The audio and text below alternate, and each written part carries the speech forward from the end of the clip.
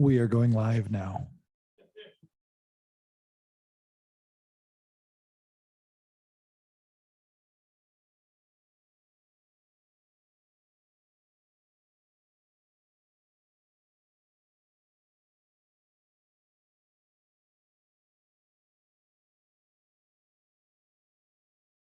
As always, we'll wait just a couple minutes so that folks can get logged in, folks who are here on Zoom.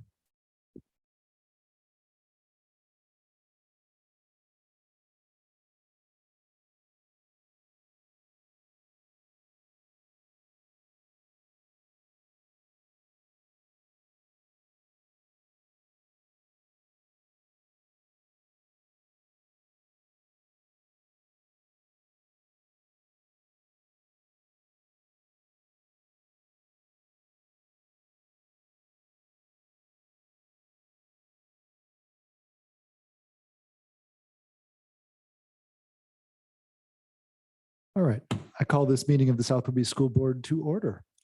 We'll begin with the land acknowledgement. Director. Thank you. For those looking at the screen or on Zoom, this is an image from a landing of the Blue Heron Canoe family in Langley earlier this month.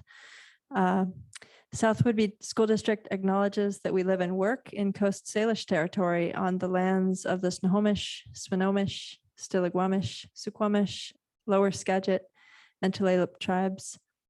We acknowledge their centuries-long stewardship of these lands and waters, their sacred spiritual connection with the water, land, and plants and other beings who make this place their home, and their ongoing cultural vitality and role in our communities. This image, I was fortunate to be present during this landing. The Blue Heron Canoe family made a stop on their traditional journey for several days, honoring Langley with their presence, with their music and their meals. This particular canoe voyage was being made by members of several tribes, including Mike Evans, chair of the Snohomish tribe and the father of the Blue Heron Canoe family. In addition to the Blue Heron Canoe family journey, there's currently a regional intertribal canoe journey underway in our region. Over 100 tribal canoes, as I understand, are journeying this week, landing in a variety of places and communities, including the Lower Elwha and Salish, Jamestown, Sklallam, and Swinomish, Port Townsend and Kama, Port Gamble, Sklallam, and Tulalip, Suquamish, and Muckleshoot, followed by a week of celebration of culture and heritage at the Muckleshoot Powwow Grounds. I wanted to let folks know that some elements of this canoe journey are open to the public, and there are resources available at muckleshootcanoejourney.com for those who would like to learn more. Thank you. Thank you, Director Jackson. Just a note about the cadence for tonight. This is a little different because it is a budget hearing. So we'll have a presentation from Mr. Poolman. We'll suspend the business meeting and have a public hearing on the budget, which means that if there are questions, comments, statements from the public, they can make them on the budget at that time. And then we'll move back into the standard pattern of a business meeting. If you are on Zoom, first off, Dr. Moshe, our superintendent, and Director Downs are present on Zoom. Director Johnson is unable to attend tonight, but we do have one board member and our superintendent here on Zoom with us. If you are a member of the community who is here on Zoom with us and you'd like to make a comment, please use the Q&A function and enter your name and where you live, just general, doesn't have to be your actual address. And then start typing your actual question. That'll just let us know that you have a question or comment, and so we can, so we don't move on beyond where you have that comment. Point of order question. Yeah, you said that community members can ask questions during the budget hearing. Is this a two-way conversation? No, sorry, that is my mistake. This is comments from the community.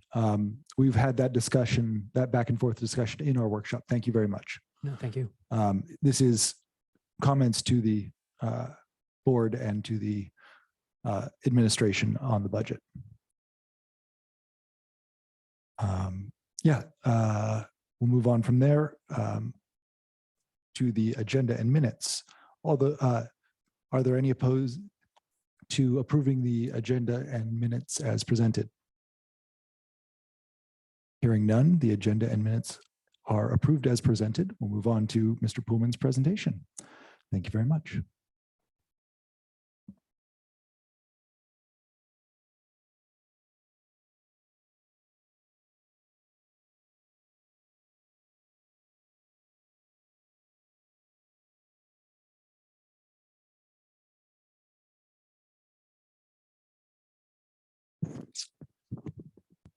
Good evening.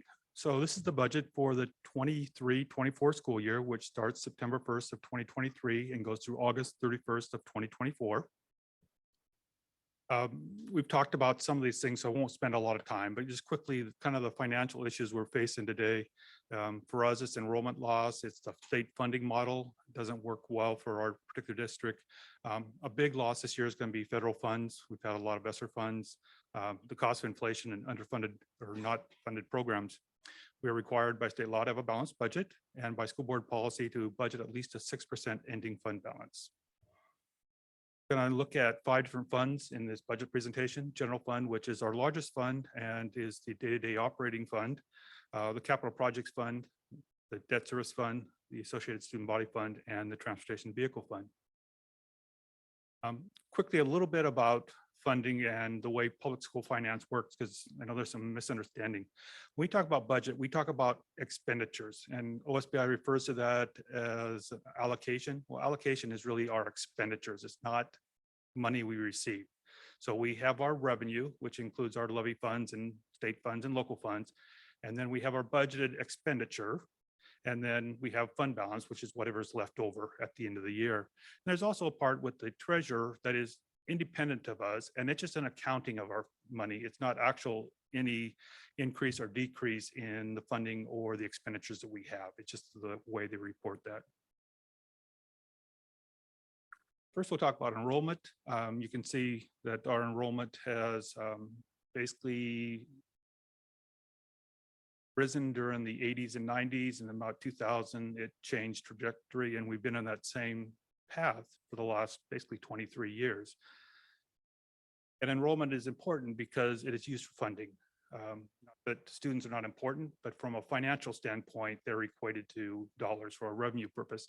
So when we look at basic education, we are going to budget for 1,039 FTE, which is a full-time equivalent, a student that goes all day, every day. The alternative learning program, 67 FTE, special education, 172, the vocational program at the high school at 67, bilingual for 7, and then Running Start, which we don't actually receive that funding. We pay it to the community colleges, 33. We're a pass-through organization. That breaks down to about 422 FTE in this particular building, another 254 at the middle school, and 363 at the high school. So that's your 1,039 students that we're expecting in our basic education program. That gets us to the revenue part of it. And we have 5 major sources of funding. The first is local property taxes. So we ask the community to pay taxes on their property for a certain dollar amount. We also have funds that are generated in the district itself. We get state apportionment based on those enrollment numbers of students. We also get state funding and categorical programs. And when I say categorical, I mean it's a program, and I'll use learning assistance or special education, very specific purpose, can only be spent for that purpose and nothing else, where the state apportionment is broad as far as where we can spend it. And then there's federal funding, which is also categorical. It is spent in specific areas. First is our local levy, and it's a calculation. We ask the voters for a certain dollar amount. It's not a rate per thousand in a school district. So in 2023, the voters approved $3.4 million. In 2024, they approved $3.5 million because levies are collected on a calendar year. In the spring and in the fall, we operate on a fiscal year, which starts in September. The spring collection is a prior year. So we split those two. So between those 2 years, it really comes out to $3,459,023 is the amount that we will actually collect from the property tax. What do we use local levy funds for? Everything that isn't paid for by the state or federal government. So it's our athletic programs, the coaching, the travel. There's a large part of our staff that are not funded through the pro-typical school funding model. So we pay for those, or those that aren't funded at the same level as the expenditure is. So we would pay an employee more than what we get from the state. And then there's a lot of non-employee costs that are underfunded. And if we look at our utilities and insurance costs, those alone equate to the amount of money we get from OSPI for those purposes. So that includes everything that's non-employee, so papers and supplies and all those things. We get about enough to cover those two areas, a very small slice of what the actual cost is. And I'll show you later what the difference is in this presentation. Also food service, we support the food service program with these local dollars because it's important that we feed our students, but the program does not balance. Same thing with transportation. It costs more to transport in a rural district than we can generate in revenue because it's based on ridership and miles and all those things.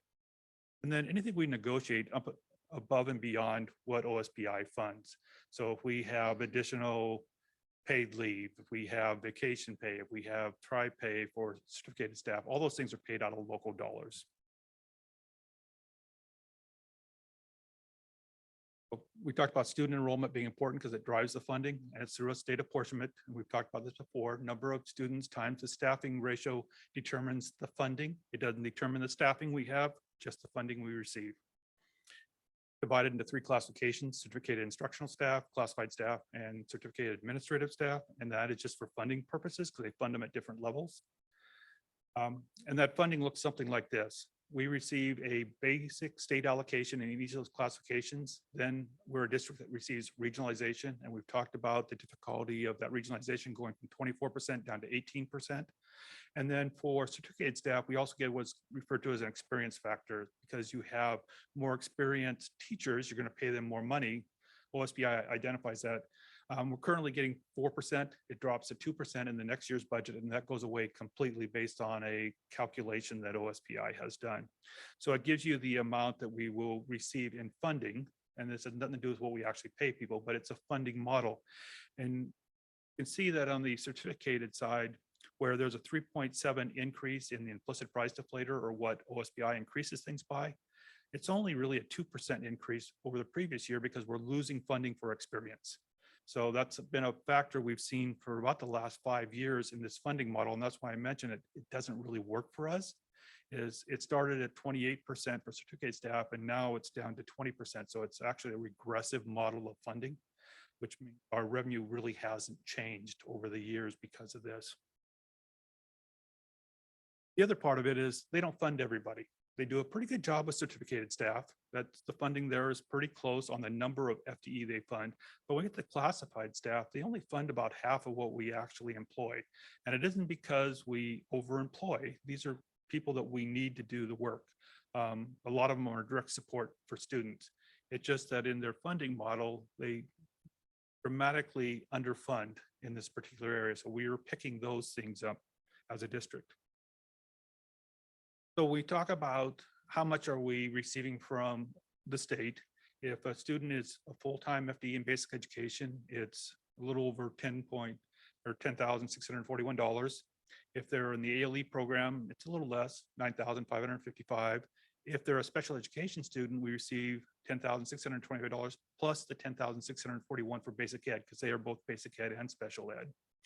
And then the vocational program at the high school generates $10,942. And then there's those running start rates, which really doesn't affect us because it's just a budget thing for me because it flows through, but I do have to account for that in the budget process. So you will see that we have, 250,000 in revenue from running start, but we have 250,000 in it. We look at the state funding, you can see that the top two, the state apportionment for basic ed and special ed, doesn't really change much. And again, that has to do with the fact that pro-typical school model isn't increasing at the rate that IPD, and it's based on the number of students. So if we have fewer students, we are collecting fewer dollars. There is a slight change in the categorical funding we receive from the state, and that's special education. They did increase that formula this year. They're allowing us to get more than 13.5%. And also they changed a factor in there that increases the amount. So you can see that goes up by about $300,000, which is really the difference in the categorical funding. Otherwise, it stays pretty stagnant through time. Then we have federal funding, and this is where we see the big change. The highlighted area on the top are all the ESSER funds, CARES funds, all those things we've been receiving for the last few years to help us get us through a pandemic. Well, we will have spent most of those by the end of this school year. There will be roughly $80,000 or so in about 3 line items that we will spend in the coming year, but most of those funds are already gone. And most of that is actually going to be in special education. So we're now getting back to more of a normal federal funding model, because traditionally we've always been about $1 million, give or take, as far as federal funding. A little bit of increase you'll see in things like IDA, that's special education. And that's because of our free and reduced percentage has increased from about 28% to 31%. And they base these formulas in part by that percentage. So it gives us a little more funding in those areas. But again, quite different than, you know, the previous years when we had a lot more federal funds available. So if we look at it totally, you see that we are projecting revenues of $20,744,487, less than last year, less than the year before, slightly more than one of the pandemic years, but substantially less than 4 years ago. So when I talk about revenue being flat, not increasing, that's the problem we're seeing, is that there's less revenue, but there's more expenditures because of inflation and everything that's involved in that. Then we get into the expenditure side, and again, it's broken down into salaries and the benefits that go with those.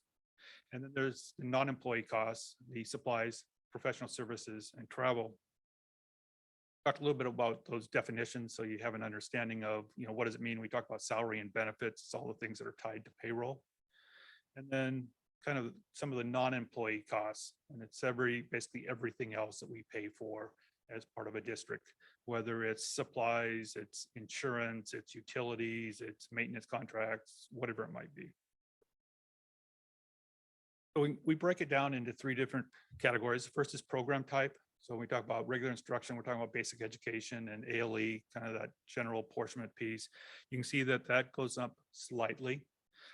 The big change in here is the federal special purpose. That's all those federal dollars that we are no longer receiving, so we can no longer spend them in those areas. So those costs have been moved to other areas, or has been reduced based upon what they were. If they were non-employee costs, we could just say, okay, we're not going to buy something because we don't have it. But if they were employees, which a lot of our costs were, that's been reallocated now into, probably most of it goes into regular instruction, basic ed or ALE. So that's why you see that even though it's a large dollar amount, it's a very slight increase. It's because of that change. But again, we're looking at, you know, a reduction in expenditures from the current year of a little over $1.2 million. If we would have added everything before we did the reductions, is about 2.3 million. So that was really the reduction that we looked at, was 2.3 million from the inflated numbers that we would have seen in 23, 24 based upon IPD and all the things that go with it. And then it also breaks down into activities. And the first one, teaching, is basically what happens in the classroom. That's going to be your teachers, your paraeducators, everything that's there in that classroom supporting kids. And you can see that's the area where we had the least reduction, and that was intentional. That's the area that we try to maintain the most. Teaching support, it looks large, but it's really a variety of things. We had an extra counselor because we had an extra building who was a temporary employee, and we no longer needed that when we moved into 3 locations. We still have, you know, 4 counselors and those things. Supporting activities are a lot of things like your custodial and service and, you know, all those things, and you'll see that in there. Building administration is going to be your building principal, secretarial staff that's in buildings, and you see that is one of the larger reductions that we did. Central office is central administration, again, another fairly large. So we looked at about a 5.6% decrease from current year, not from what it would have been. Object code, this is what we normally talk about. It's just breaking it basically into salaries, supplies, services. And that certificated salaries went down slightly, classified salaries a little more, benefits went down, and that was a change in retirement rates and things at the state level, and I'll show you how that works. Looking at supply reductions, one of those is curriculum. We had budgeted a fair amount of money for curriculum adoption, which we did, a little less this year. And then the travel looks like it's a large increase, but it's really not. It's just more normal from a non-pandemic year. During the last couple of years, we didn't send people anywhere, basically. We talked about why are benefits lower? Well, retirement rates are a big thing. Currently, we're paying 14.69% on all salaries for certificated staff and 11.65% on all classified staff. State's retirement fund has sufficiently, well, it's really program one. That's an old program that is pretty well gone now, which was a high cost for the retirement program. So they're able to reduce the rates they're charging us. So we're seeing a 5% reduction in the amount we're paying for retirement. And that's large. When you think about a $10 million budget and you get 5% of that less. And a lot of that we pay directly, because you think about all the underfunded or non-funded costs, we pay 100% of those costs. So it's a big savings. You can see in the retirement alone, it's over $500,000 is big change in there. And then the medical insurance, also, we have fewer people. And the medical insurance is a per person amount, no matter what your FTE is, basically. So with fewer people, you're going to pay fewer dollars. The rate doesn't really change much year to year. It's just based on number. Required by law to disclose how much we receive for MSOCs, material supplies and the cost, the non-employee costs. Programs about 1.5 million. We expect to spend a little over 2.3 million, or the difference is about 842,000. So when you talk about the underfunding in those areas, that's how much the district is expecting to pick up locally for those programs. And that's a significant amount out of a $3.5 million bond. It is, and one that doesn't increase over time, that has been very stagnant. We also have 4 other funds that we don't talk about as much, but we need to do. Capital projects is based on local levies, and it's for the modernization of technology systems and also major maintenance repairs to our facilities. Looking at about 2.25 million in new revenue, about 20,000 investment earnings. Right now, we're getting a good return on any funds that are in the bank, which gives us about 2,269,000 to spend. But we also have about 2 million starting fund balance. So we have a lot of funds, because the projects have been a little slower the last couple of years with the pandemic, getting people to do things. But we have 4.4 million to spend, and we're planning about 2.4 million in capital projects, about 1.8 million in technology, and leaving a fund balance of 97,000. Yes. Could you briefly characterize some of the larger capital projects? No, I don't have those. We're working on a 10-year facility plan, which will help identify that. The other thing is if we have a bond or not. That'll make a big difference in how we spend these funds. So at this point, I don't have it identified by project. I think that's something that we will do, once we see in November whether we have, funding for a bond, or if we're going to have to do roofing and things out of this. It'll make a big difference in how we spend these dollars. Thank you. Yeah, it'll also make a difference on what's that split between capital projects and technology. That's an internal decision. It's not something you're approving. You're approving the dollar amount.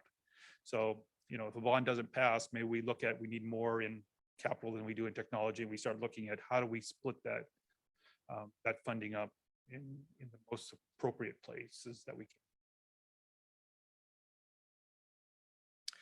Debt service fund, it'll be the final year. We have one more payment of $89,250. Most of that will come from capital projects. It's a transfer that I do in November, and then this will be finished. It is a repayment to the state of Washington called a local program, and it's money that has been for an energy upgrade that we did 12 years ago that saved the district about $100,000 a year. And so basically we're generating $100,000 in revenue from general fund that's actually picked up through capital. So very beneficial. ASB, looking at having a beginning fund balance of about 123,000, and then revenue of 200,000, expenditures 180. Again, these are just a budget because we will have the students at the high school actually go through and rework this. So it's just creating a vessel for them to do that in is all it really is. After vehicle fund, this is for the purchase of buses.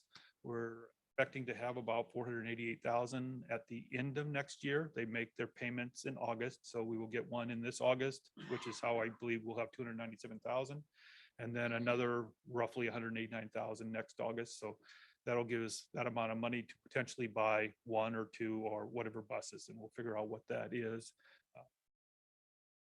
Conversation with the transportation department, our mechanic, and all those people about, you know, what buses are getting old, place, what do we do?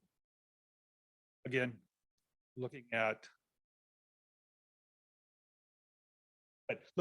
you know, do you buy another electric bus? They're about 480,000. Do you buy two other buses? You know, what is the need? And then just a certification page. And this basically gives you the beginning fund balance, how much the revenue is, what the expenditures are, and the ending fund balance by each of those accounts. And again, we talk about what is the budgeted, it's really the expenditures. That is what the budget determines. Required to not exceed that budget amount without doing a budget extension. So that's really why they talk about expenditures more than they talk about revenue. We can exceed revenue, but we can't exceed. And the revenue is sort of out of our hands anyhow. It really is, yeah. We also have to talk about a 4-year budget, and I'll kind of do that quickly. So the first is enrollment, and you know, based upon what we've seen in the last few years in kindergarten, first grade, second grade, third grade, we see a trend of about 60, 65 kids coming in at a time. So if we believe that is what's going to happen, you can see that we slowly get something changes in the community, better housing, jobs. I don't know how this is going to change. We're not seeing a big influx. Again, this is just a projection.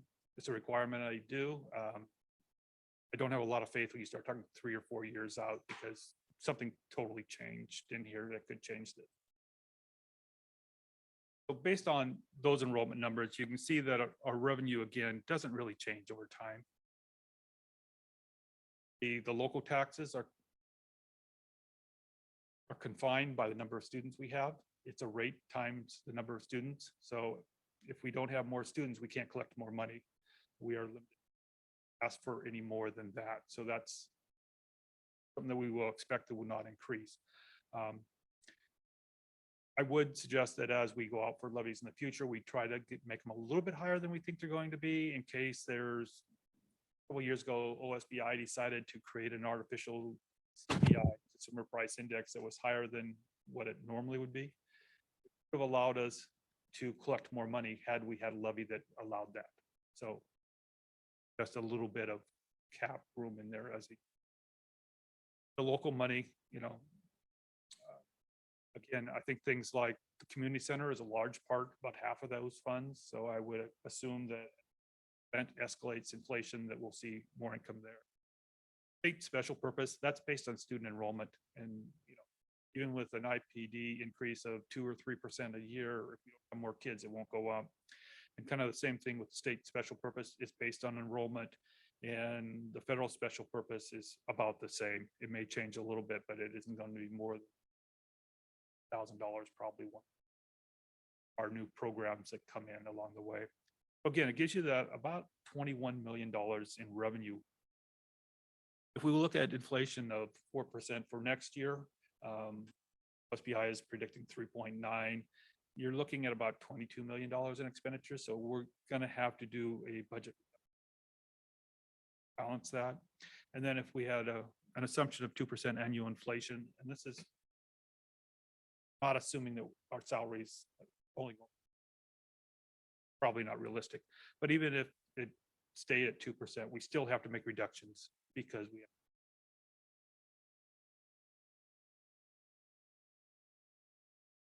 It's the same thing of here's your revenue, here's your expenditures and kind of the difference. And again, just pointing out that we have fund balance, could draw that fund balance down to nothing over a period of 3 years.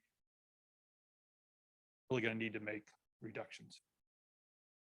Capital projects, just projecting that we're getting the 2.25 million. We're going to spend those dollars on those purposes, not change really in capital projects. Debt service is gone after the 23-24 school year, so we won't talk about that unless there is a bond. It would go into that program if we have. And then ASB, just pretty much the same thing for the next 4 years. ASB is one where you have to generate revenue in order to have expenditures. There is no revenue that you can spend. So you can't, just because there's a $200,000 budget, you can't spend $200,000 if you only generate 50,000. And transportation vehicle fund, just trying to anticipate what the rate and at what point could we start, purchasing buses. And it looks like about every other year we could probably do something based on appreciation that we would receive back. All this and more is on our website. That's the presentation. If you have questions, I'd be glad to answer them. If not, I will sit down. And at this point, I will suspend our normal business rules meeting to allow members of the public to make comment on this if they would like to. If you would like to comment and you're in person, please see Ms. Makar on the back. If you would like to comment and you're on Zoom, please type in your name and location and then hit enter and then start typing your comment.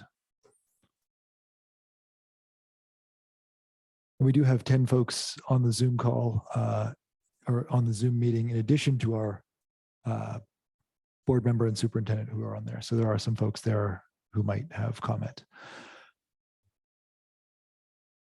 The board will get a chance to discuss this during the, has discussed this during the workshop, and we'll get a chance to discuss it if we wish to during the new business. So if we'll leave this as time for the community to make comment. Dan, thank you for putting all this together. For anyone looking at this website, there is a lot more there. Thank you, Dan. Do you know the savings from having an electric bus as opposed to another kind of bus? This is a comment period, not a two-way question and answer Question. session. I'm Okay. sorry. Well, I would be curious then, if any of you know that. Thanks. If folks do have questions, we welcome them via email or during workshops. Or you can certainly ask Dan a question like that after the meeting. Thank you.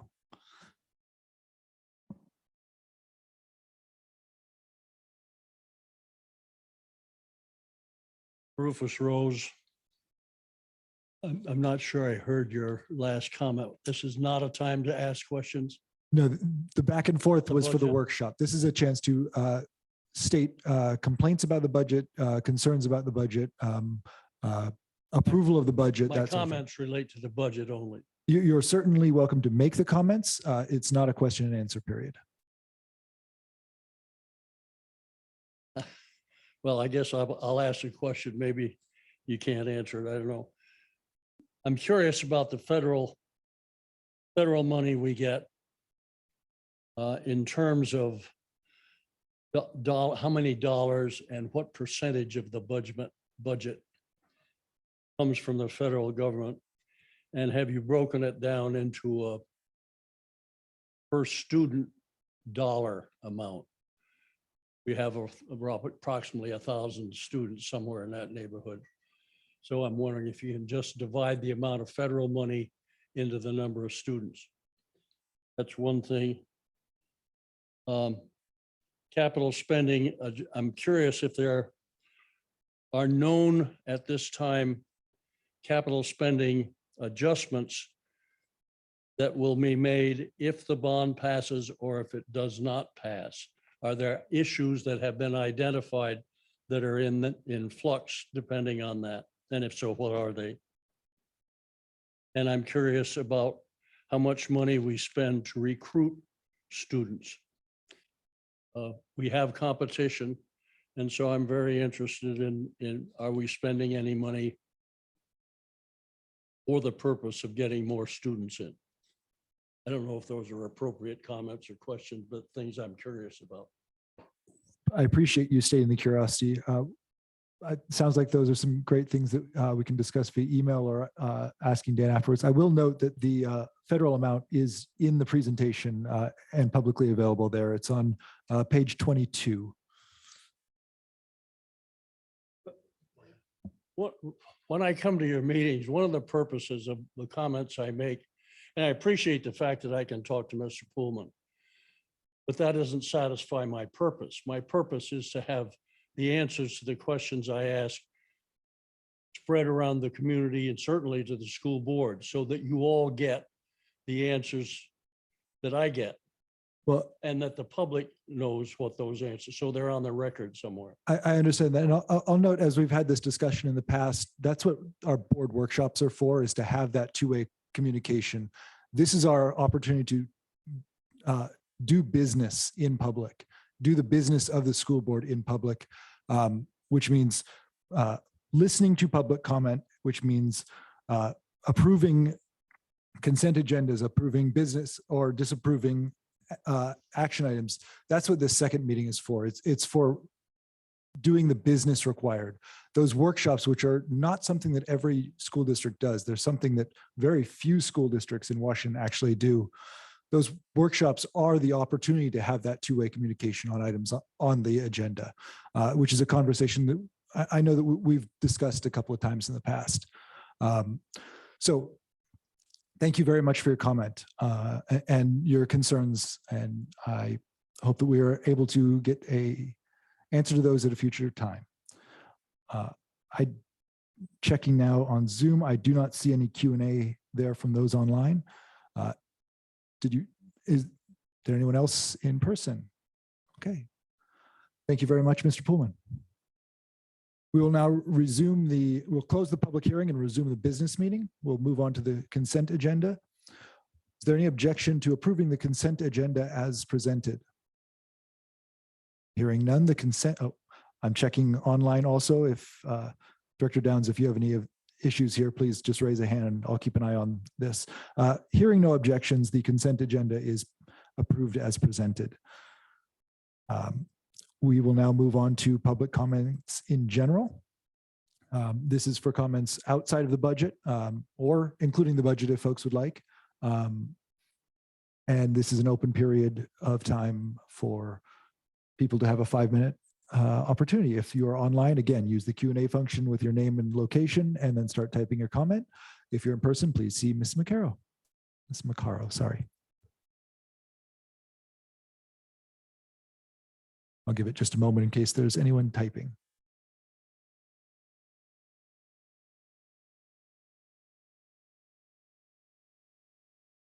I would really love the text or Discord little dots that tell you when someone's typing. That would be very helpful here.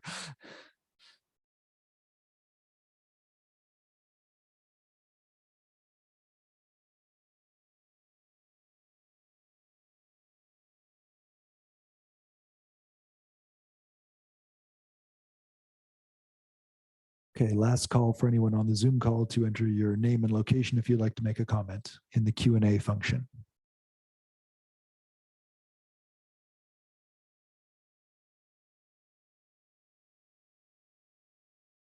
Okay, that'll close our public comment period. We'll move on to new business.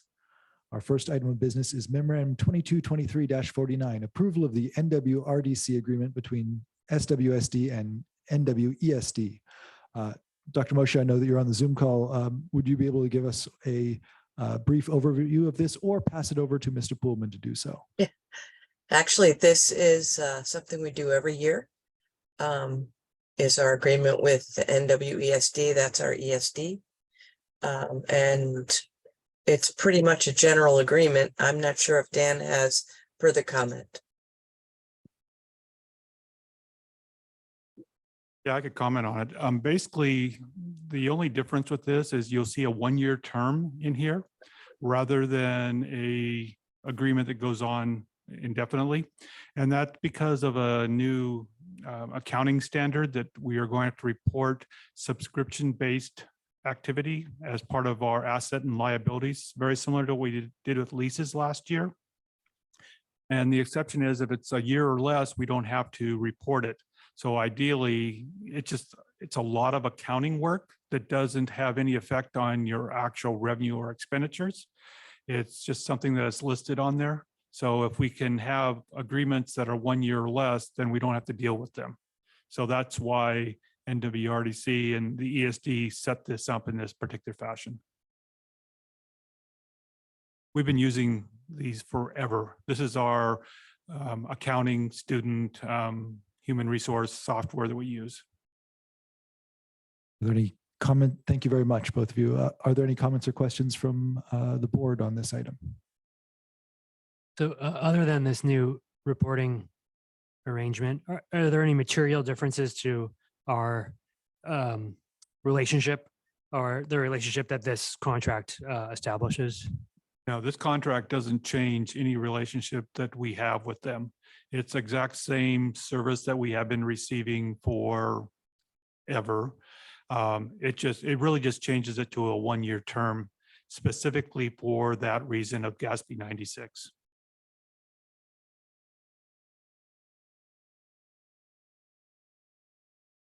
Okay, I'll turn to our student representatives for advisory votes on this measure.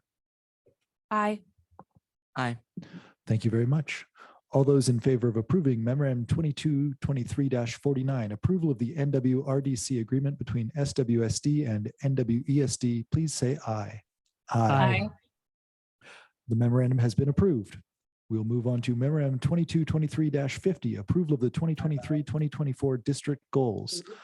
These are the goals that we worked on for, I think it was about 10 hours at our last meeting. And they are the goals from the board to the superintendent. And Dr. Moshe has then gone in and altered changed the format to make it a little clearer and very much crisper and easier to follow exactly what these mean. Do we have any discussion or comments, particularly from our student representatives who were unable to be here at the last meeting?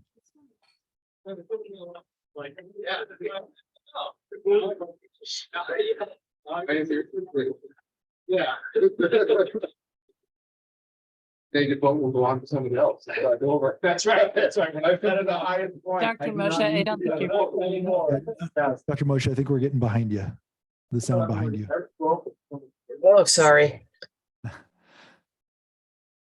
Um, I actually haven't said anything. I'm not sure if you want me to comment. I think they're pretty self-explanatory, but I'm happy to walk through what I was thinking in terms of what the board provided for goals. No, I think we were hearing chatter behind you. But no, I very much appreciate the way you've laid this out to make it easier to follow exactly what those, what was the term that we used? Key Objectives and key results. key results, yes, behind each of the objectives. Anything from any of the board members on this one? I see one that I think is either the sentence got cut off or is incomplete. It's the last one on page 1 from 85%. And should it be 2 and then a target number or even to a placeholder to be determined in the future? I'm not sure. I think 85% is fairly high. I originally thought 100%, trying to get every student to have a adult that they can go to, that they trust. However, if the measure is CEE survey and we have to rely on that, I'm reluctant to say 100% because we don't get complete participation. I'm not sure how else we can measure it. If there's some other opportunity for measurement that might be more reliable. But at this point, I left it to improve it to maintain it or improve from 85%. I didn't give a objective other than to maintain the 85% or get better. Yeah, I too wish that 100% of our students had an adult they could go to. And I think that is the vision. And we shouldn't stop until we get there, even if it takes a while. Although as written, it does sound contradictory, because if we're going to improve the metric, then, well, we're either going to maintain it or improve it. And I defer to you as the expert. If 85% is a healthy number that you feel represents, a student body with, a healthy level of, trust and support from their teachers, then let's maintain at 85%. And because your time and attention is limited, so you can improve other metrics. I appreciate the detail that it does feel like that sentence cuts off. Were you complete? Go All right, ahead. thanks. Sometimes I think reaching for the mic inhibits others' flow. Dr. Masha, my perspective on that is that the sentence makes sense to me because it starts with the word maintain, which leaves it open to the prospect of 85% being the sustained number. I actually do have some very undefined thoughts and curiosities about ways to get that data in addition to the CEE survey. So just think of me as a potential thought partner on how to work toward this target if you wish to loop me in. I certainly do. Thank you for the offer. I was going to mention a similar thing with the survey and how a lot of students kind of fill out the answers without really thinking about it and just trying to get the survey done, especially with the CEE survey and how long it is. So I think the 85% is a good benchmark considering the number of students that are just clicking through it as fast as they can and how hard it would be to get to 100%, but also kind of looking at how the surveys aren't really the best way to get these numbers, or if there's a way to like break up the survey so there's higher participation and the accuracy of the results is a better demonstration of what the students are actually thinking and how their answers would relate. Thank you, Katya. I also think we need more time as a team to see how we might be able to get to every student and see if they have a trusted adult. We've done that before and we can do it again. It's if we were looking at the data on the CEE survey when we talked about this goal. I think we can modify it. Again, that's why it has the watermark on there that says draft, because we need a little bit more time to really flesh out how we're going to get to this. Another thing we spoke about at the goals retreat was the participation rate on the CEE survey. And I would like to see us implement either a goal or a guardrail to attempt to at least not slide any further down on the participation rate.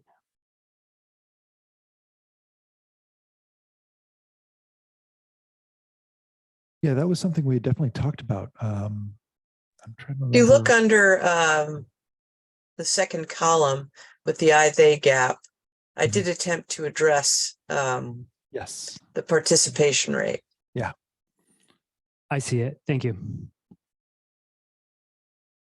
Thought I had seen that somewhere. Thank you very much, Dr. Moshe.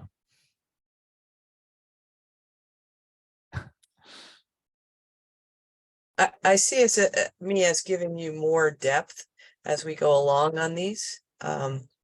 This is really our first chance to talk about what does the action plan look like. So I appreciate any feedback, and there'll be modifications along the way. Just straight up layout, there are 2 blank pages before the last page. At least in the version that but no, I very much appreciate the because you've got the activities there that we put in the goals, and then everything else is a work in progress because it's talking about the measures, the time frame, who's leading it, the resources. That's the how. That's your work quite clearly. So I don't want us to get bogged down in that. I appreciate having this laid out in a way that you can easily track and you can easily report to us on the progress to these.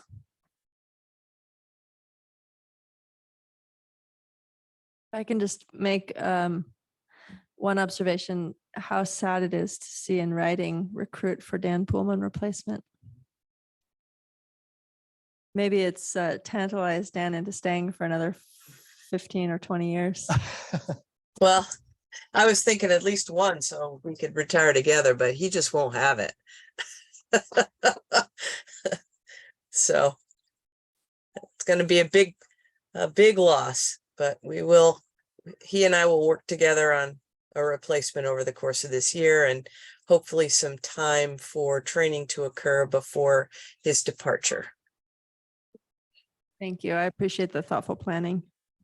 Once again, this is whether you're recruiting for Dan's position or when you recruit in a year for the superintendent's position, I just want to remind the board that a small district is a district that is more difficult to operate than a large district because there is no infrastructure.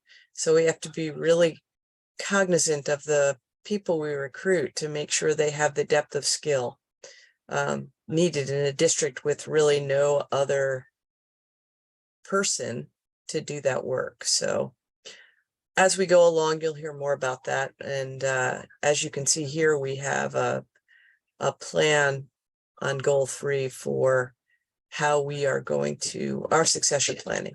So that will involve the board directly as we go along.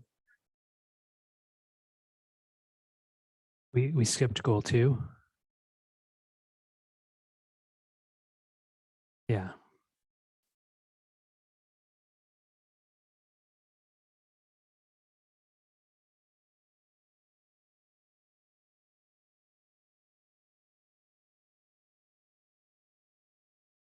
For the first two on goal, yeah, for the first 2 rows, curriculum and successful programs, I'd like to see a bit more on the measures and all those other columns, so that as you give reporting on those over the year, we can kind of see, are you making course corrections? Are things going as planned? Does the board need to support you in any way, or change the supports that we're providing to you? Yeah, that will certainly be filled in. Right now, we are just getting going on the curriculum. We haven't even had in-service yet. We just purchased it this month. So we need to lay out what we're going to do to measure that success. And in terms of successful programs and identifying them and what does that mean, more conversation around what's the criteria of successful. So we have work to do in that area. Certainly plan to fill in the columns. Great, thank you. And just a reminder that this memorandum of approval is just for the goals themselves and the measurements on the left-hand side. It's not for, it's for what we discussed at the last board. It's not for the full matrix. That will build up throughout the year. Are there any other comments or questions? Not for goal 2, but we should also see goal 3. Okay.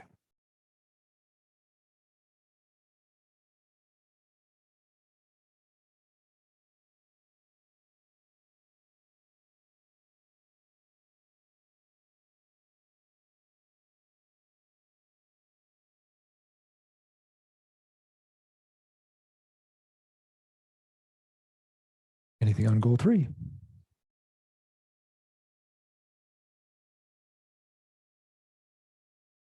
Okay. Just a note, we do also have board goals for ourselves, but we had discussed at the workshop meeting with, since our main goal is improving communication, our communication ability, and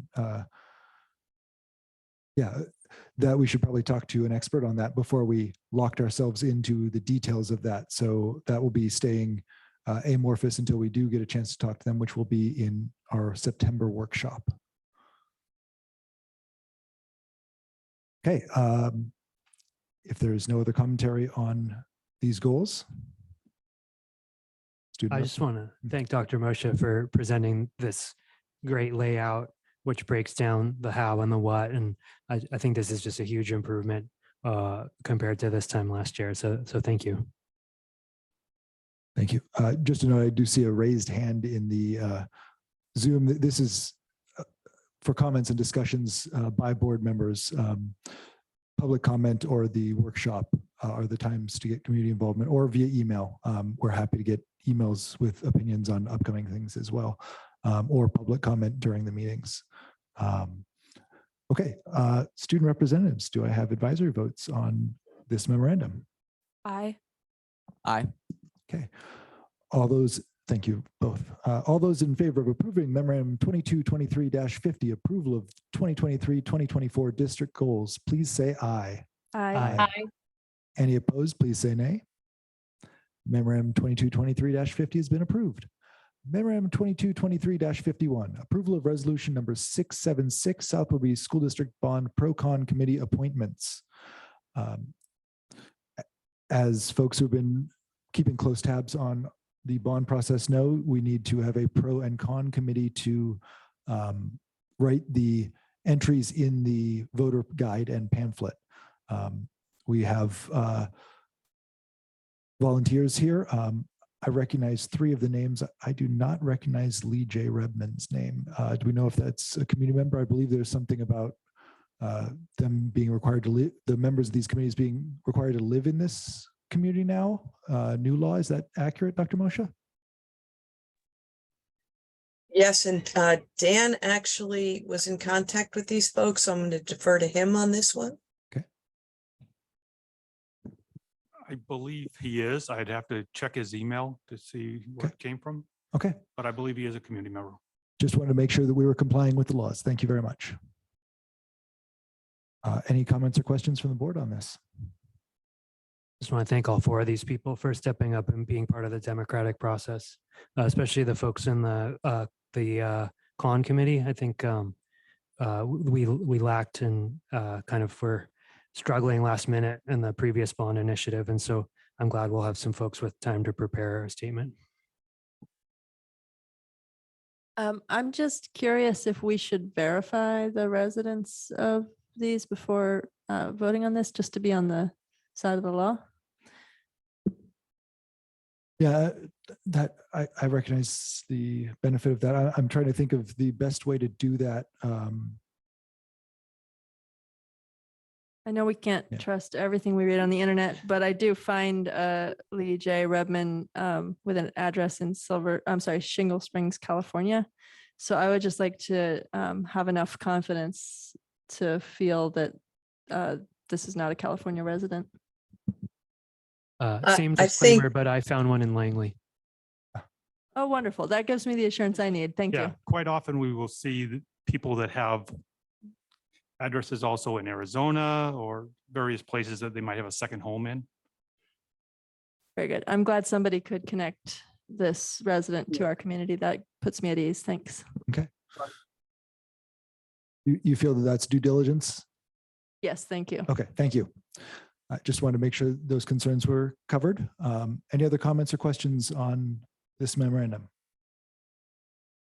Okay, student representatives, advisory votes, please. Aye. Aye. All those in favor of approving memorandum 2223-51, approval of the resolution number 676, South Willoughby School District Bond Pro-Con Committee appointments, please say aye. Aye. Any opposed, please say nay. The memorandum has passed. I echo Director Greenherron's thanks for those participating and stepping forward. Memorandum 2223-51, resolution number 677, the 2023-2024 budget. We've just been talking about that for some time. We've had a number of presentations from Mr. Pullman. Are there any other comments or questions from the board members? I didn't expect so. I do just want to say thanks again, Mr. Pullman. I know how much work you put in, and not just at these update seasons, but every month. Thank you.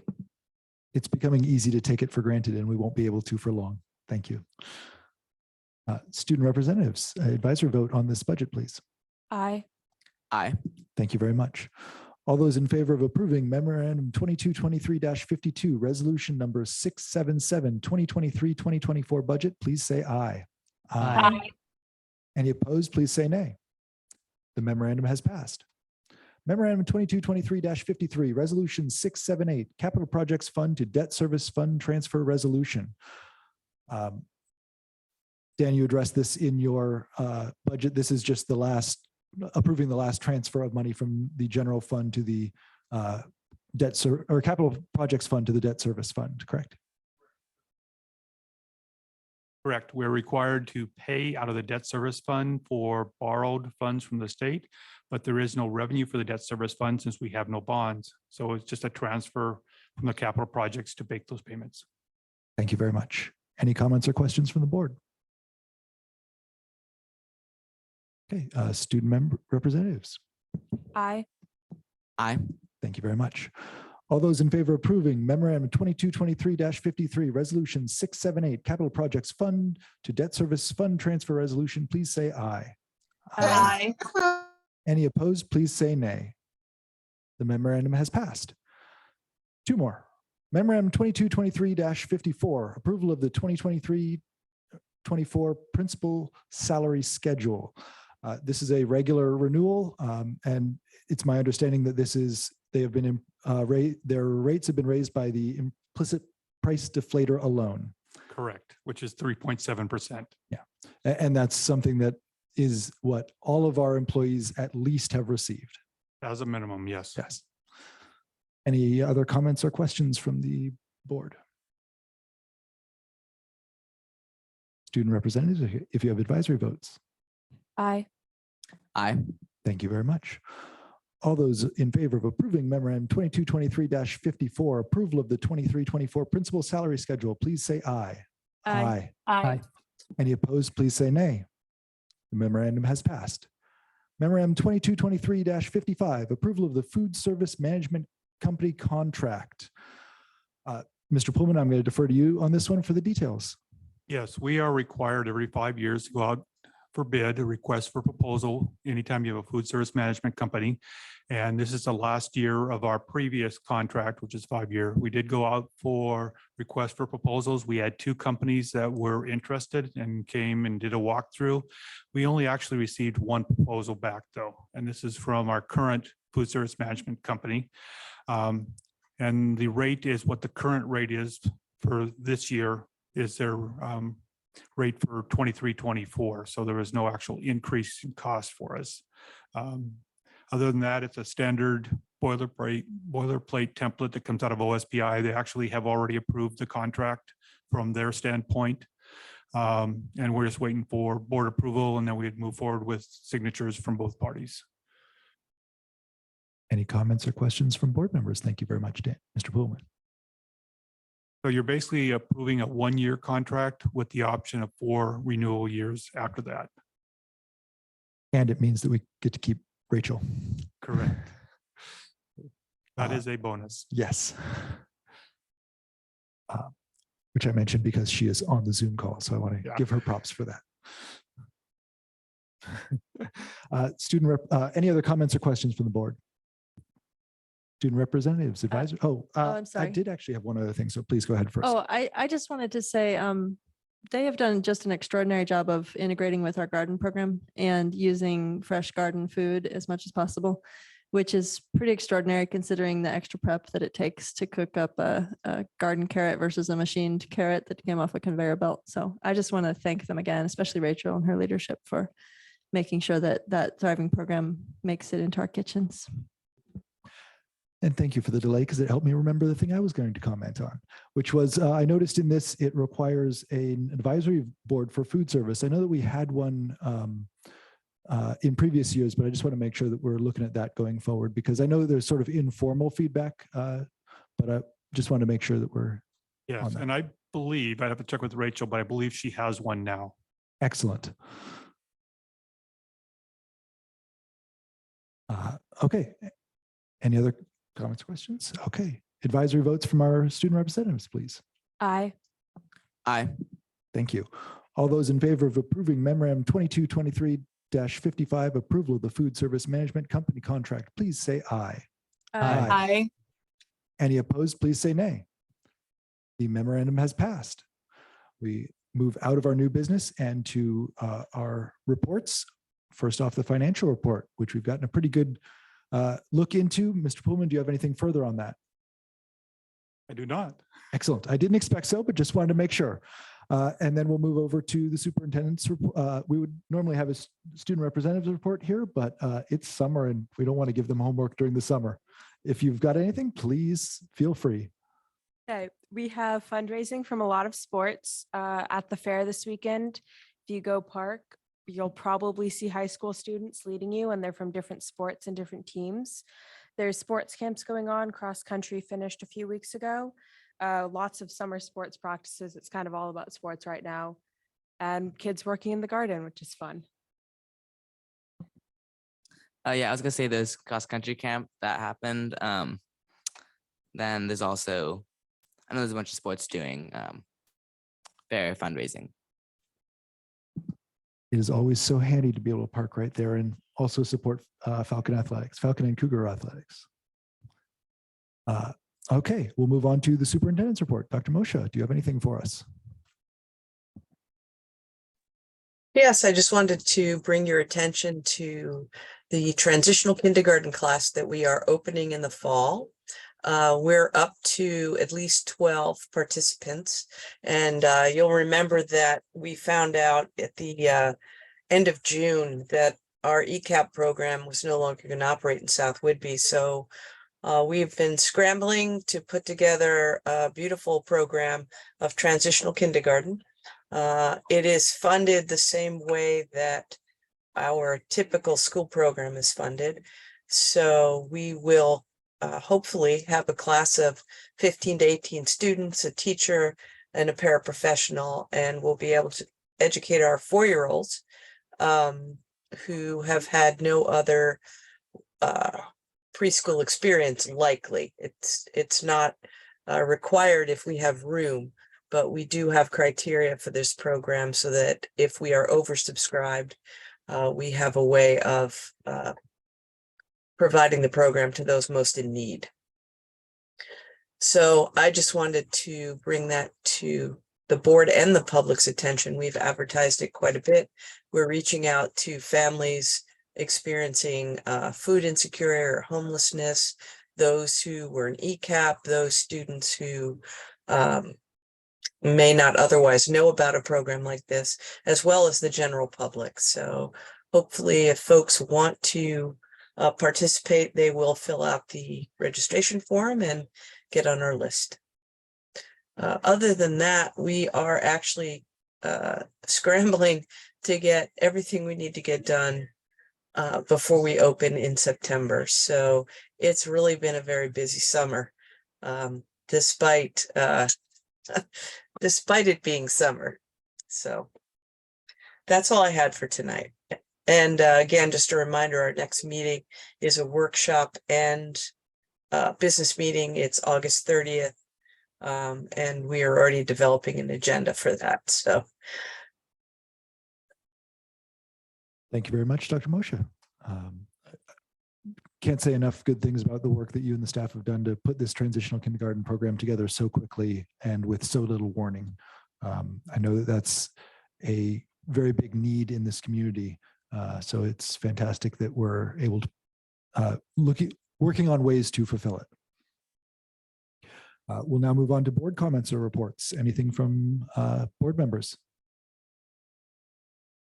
I just want to take a moment to reflect on all of our graduates from the class of 2023 who are starting to pack their bags in some cases and get ready to head off to employment or college in other locations.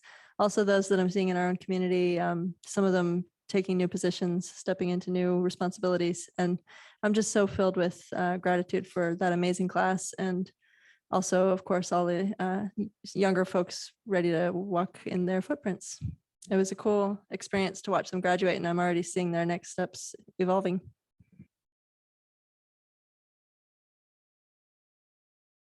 Since our last meeting, I had the opportunity to go to a national school board conference where I saw a presentation about a governance model.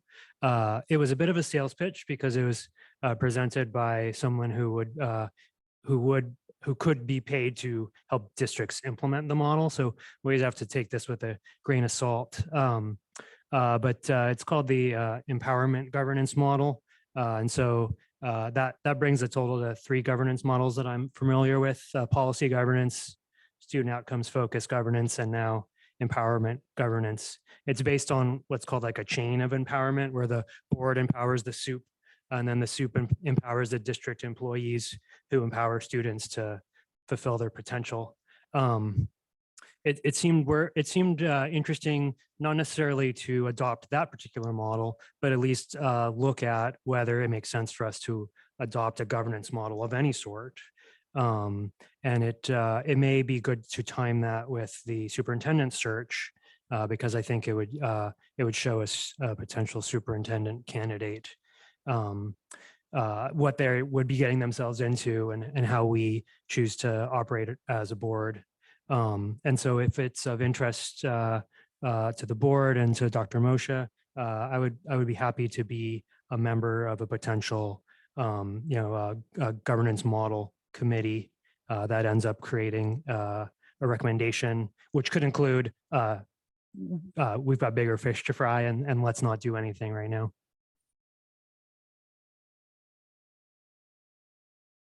Yeah, that's certainly, I'm fascinated by all the different ways that school boards can be run. It might be interesting at least to have maybe our winter retreat or something like that about governance models, something like that. So we can have it actually time to learn about them as you have already and look into that. I too would enjoy the chance to discuss that at a retreat. And I feel that at the very least, we could clarify how we do business so that an incoming superintendent has it in writing, how they can expect their, what kind of governance they can expect, whether it's one of these named systems or something of our own that we can define and describe with more clarity. I don't profess to be an expert on any of the 3 I mentioned, but between now and the winter retreat, I can learn some more about them and bring what I've learned to the retreat. And if one other board member would like to join me on that and stay on the right side of the sunshine laws, I'd be happy to have a help. Excellent. I've just noted that down to add to our calendar going forward. It's a good opportunity for professional development for us. I wanted to note that in looking through all these budgets, I found myself looking for some information in various places, and I've talked to Mr. Pullman and Dr. Moshe about this, so it's not a surprise to them, but I was wondering if there would be interest from the board members in seeing at some time after immediate budget time, because it is a crunch time for that area, a basically year-end report for the year that has just passed that looks at budgeted spending versus actual spending. It comes in various places, but just drilling down a little bit more to some of the where it is for athletics, where it is for food service, where it is for curriculum, that sort of thing. And seeing if that would be something that the board would find a useful use of our administrative team's time. So that's, again, I'm just making the comment now. We won't take action on it, but just to see if there's interest from board members in that. I think, Brooke, our administrative team has a lot coming up on this upcoming year. And I think that we have ample documentation of expenditures and revenue. So I feel like if that's something that we as a board wanted to look at, we could do that ourselves, but I don't know that it's worth asking the administrative team to do that at the start of the school year. Yeah, the timing is makes things particularly difficult. I agree on that. Yeah. Yeah, I think we have other priorities for a really limited staff. Okay. Anything else from any other board members? Okay. Thank you very much. This meeting is adjourned. Good night.